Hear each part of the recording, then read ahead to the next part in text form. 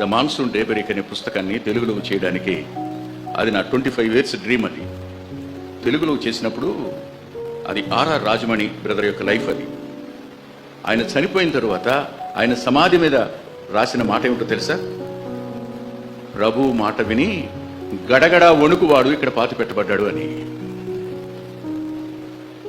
ప్రభు స్వరం విని గడగడ వణికేవాడు ఇక్కడ పాతి పెట్టబడ్డాడు. ప్రభు ధ్వని విని గడగడ వణికేవాడు ఇక్కడ పాతి పెట్టబడ్డాడు. ప్రభువుని లెక్క చేయనివాడు ఇక్కడ పాతి పెట్టబడ్డాడు కాదు. ప్రభువుని శాసించేవాడు, ఆజ్ఞాపించేవాడు పాతి పెట్టబడ్డాడు కాదు.